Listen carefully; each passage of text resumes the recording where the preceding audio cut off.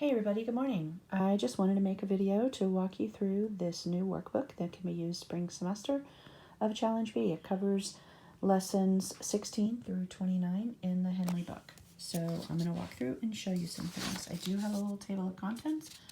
Those of you who have used these in the past, I hope that you will appreciate some of the changes that I've made. So I'm going to come back and talk to you about this in just a bit, but here's a schedule. It does completely follow the Challenge B guide, but it has lots of great information. But let me walk through the book just really quick for you. Basically, it's a book that's filled with charts for your student to complete and opportunities for copy work. So, for example, much of the book is set up like this, where the left side has the completed chart and the right side is blank, and it will tell you, do not write on this page, either print copies or use a sheet protector. If you take a sheet protector and you cut off one of the sides, you can slide it over any page in the book that you want. So you only need to use one sheet protector, and that way you can use it with a bound book. Anyway, your student can then copy whatever portion of that page you would like them to do. So I don't always have my kid copy the entire chart. Sometimes I'll just tell them do, third declension or fourth and fifth declension or something like that. And then this can slide off and be used anywhere. So there's that. So again, there's a color one if you prefer, a black and white if you prefer to use that. So again, like I said, there's just blank charts. Sometimes kids have a hard time kind of organizing themselves on blank notebook paper, and this gives them the opportunity to have something to fill in. So the way it's set up is every single noun starting in lesson 16 is in here somewhere. It's in order of basically page numbers. And so you have the word here, and then they will decline it and fill in the space. So you can kind of see how that goes. As we turn a few pages, you can tell, like, for example, I believe this particular one, lesson 24, page 248, this one does not decline in the plural, so I went ahead and crossed it out. That one does not decline in the singular.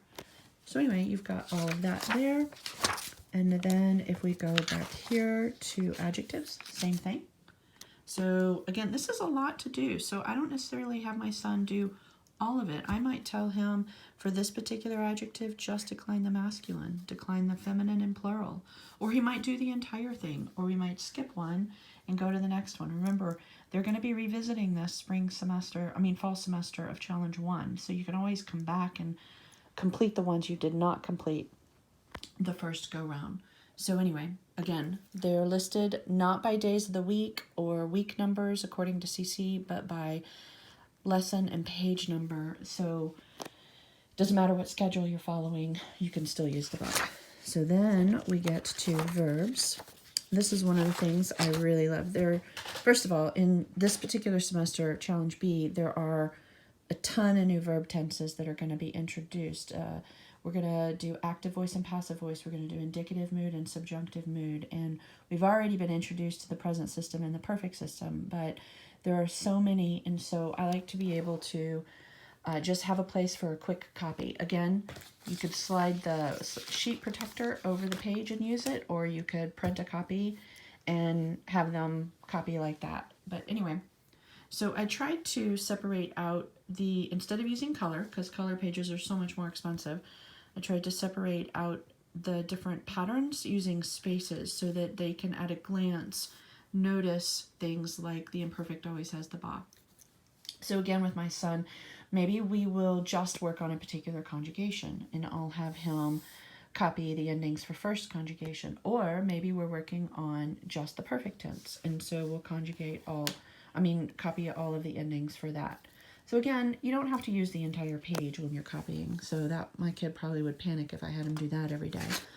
But anyway, all of the tenses are here that we're going to use, and they're in, I believe, the order in which we come across them as we study in the book. So active indicative, passive indicative, they're all here, and can you believe just how many verb endings we have to know? Anyway, so having an older kid, having gone through this, I believe that verb tense is the thing he struggled with the most, and I wish I had done more copy work with him back in the day. So then we have these pages. Now this one I didn't do copy work on because I figured we already had that on the previous pages. but I did have the meanings. And the way that I set this up, I did it on purpose this way, but you'll notice you have the active, indicative, present system, and then over here you have the active, indicative, perfect.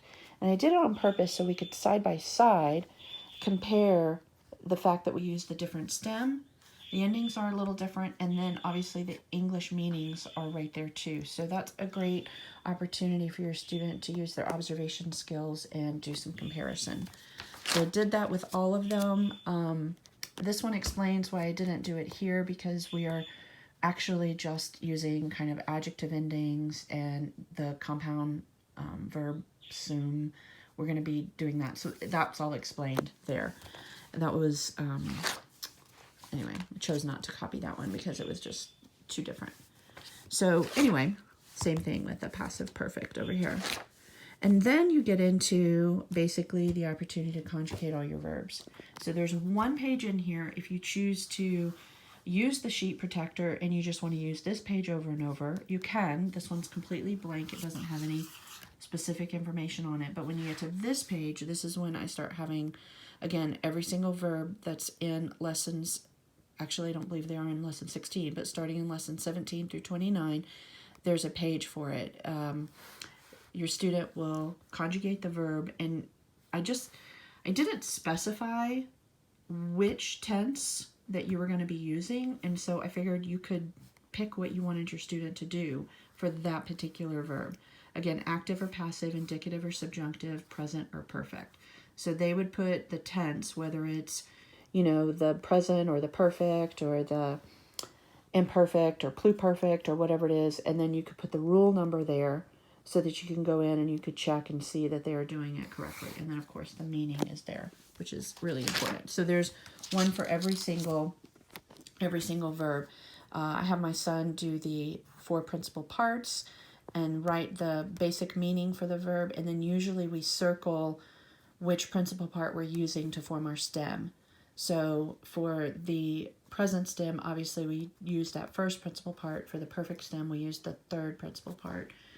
And then there are some that we use the 4th principal part. We'll figure that out as we get there. Anyway, so there are all of these pages. Lots of verbs. So again, he probably won't do all of them this year. We'll use it again next semester in Challenge 1. So then we get to these vocab pages. And again, we're back to the setup where one page is filled in and one page is used for copy work. So I have the endings provided up here. They could copy those. Then as a mom, you could just, call them out as flashcards, or you could print a copy of this page and give them a quiz. So however it is that you want to do it. I did have a friend suggest, I know with her son, she uses like day 1 of their week, maybe they do all things first declension, first conjugation, first person for pronouns. Day 2 is second declension, second conjugation, and so forth. And that's the way that they kind of organize themselves. That way they're covering a little bit of everything all week long. So in 4th and 5th declension, I guess, could both be done on day 4 since there aren't as many of them. But they are broken up. Again, you have your masculine version, your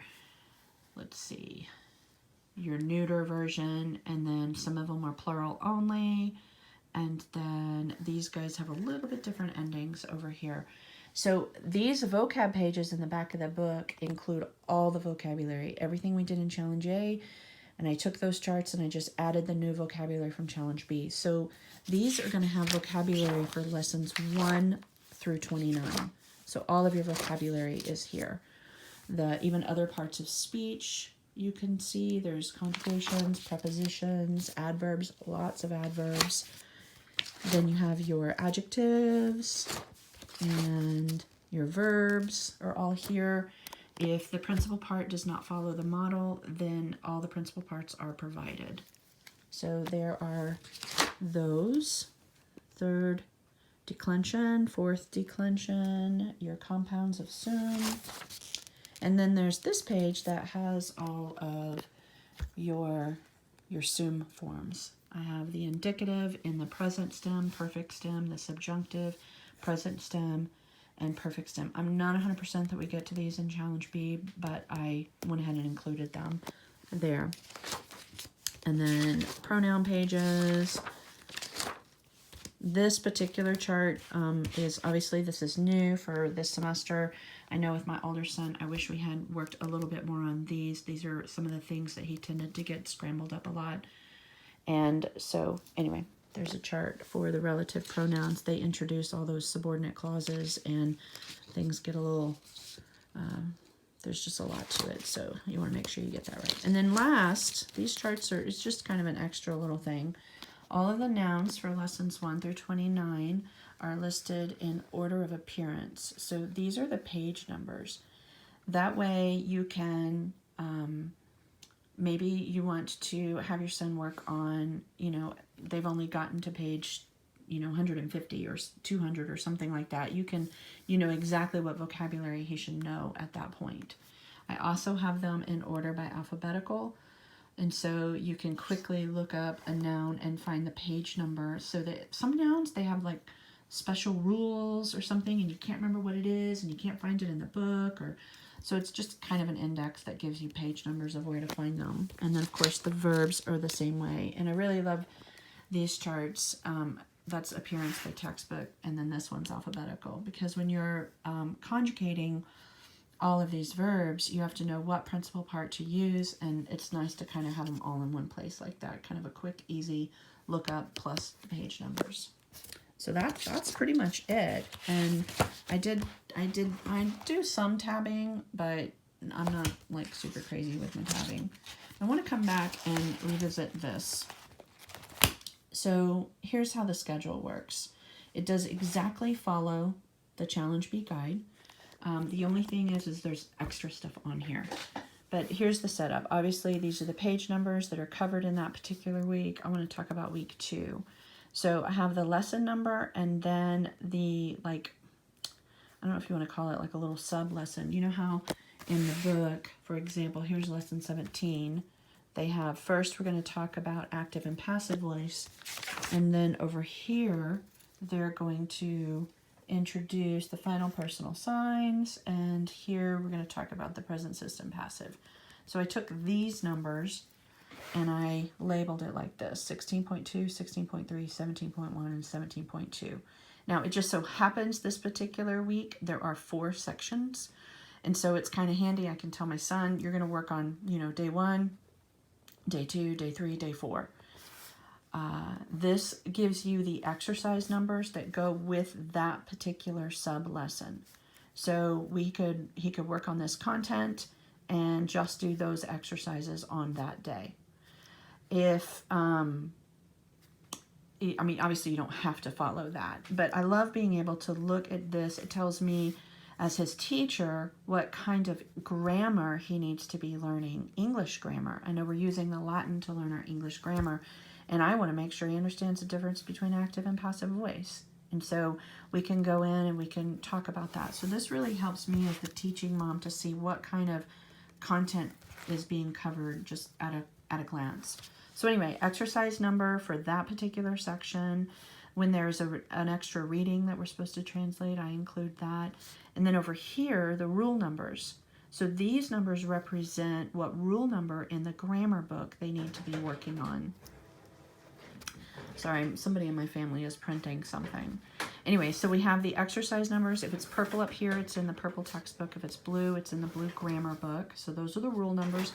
Now this is where some things are going to come in and be like extra above and beyond what may be in the guide.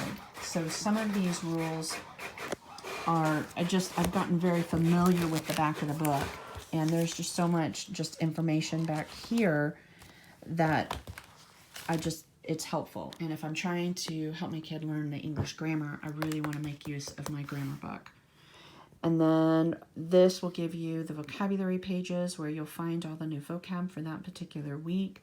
And then these green columns here, it says suggested copywork page in your workbook. This is not something that obviously they have to do, but if the content that's being discussed here, for example, these are suggested pages in my workbook that you could use for copywork. You don't have to do them. You could do different ones, whatever your kid needs to work on. And then these pages here will give you the page number in my workbook where you would decline or conjugate this vocabulary. So if a new word is introduced on page 173, we would decline or conjugate it here. So this one doesn't have a lot of vocabulary, and those are probably nouns right there. It looks like here, these are some verbs. I just recognized the page numbers. So some verbs that they could conjugate. So what I might do for my son, I might just go through and pick some of the vocab that I do want him to conjugate or decline. He may not do all of them. Then last, I added this because my son tends to try to get away without doing his vocab flashcards. And so I'm just going to check off that he did, he's going to check off that he did flashcards every single day. So this is day 1, day 2, day 3, day 4. They do not, I did not purposely try to coincide them with these like 4 lessons over there. I just tried to spread them out kind of evenly. As you can see, there are some sections, like for example, this page where there are more than 4. And so obviously you'd have to figure out how you're going to break that up with your 4 days. And then you have your day 1, day 2, day 3, day 4 here, just to check off that they did flashcard work. So anyway, and there you have it. The one thing that I did do that's a little different here is these are all like suggested copywork pages in the workbook. There's a couple of charts that I didn't put in the workbook, but I did go ahead and say these are so important, and I just put them on here like this. And that would be something like this, and at that point he would just do it on his notebook paper. So my eventual goal is to have my kid moving to entirely doing everything in his exercise notebook. We just use a spiral notebook for all of his translating, and you know, by challenge 1 he'll do some of his conjugating here, and then the others will do, you know, in his spiral notebook. So I hope that you have found this helpful, and if you are interested in having a copy of this for yourself, just send $7 to my PayPal at amy.tellison@gmail.com. Here it is, right here, amy.tellison@gmail.com. That's my email, and that is my PayPal for you if you wanted to do it. But make sure you note which book you want. I do have 3. So many of you have used the Challenge A workbook. And so this covers lessons 1 through 15. It will be all of your Challenge A year. When you get to Challenge B, you're going to go through lessons 1 through 15 again during the fall semester. So literally, I took my kids' Challenge A workbook and I put a different cover on it and added the schedule. And so this is what he did in Challenge A, but then we went back and we continued with it in Challenge B. And so, because all the vocabulary is the same, everything's the same for fall semester. Now, this guy is all the new stuff that we're doing in spring semester. And we could use it again, I guess, in Challenge 1 fall semester. But if you order, if you're sending me a PayPal, you need to let me know what you're using so I know what to send you. It's not $7 for all 3. These 2 together, because they're essentially the same book. You could send me $7. I will send you that. Let me know. Or this one. Hopefully that all makes sense. So let me know if you have any questions, and have a great day.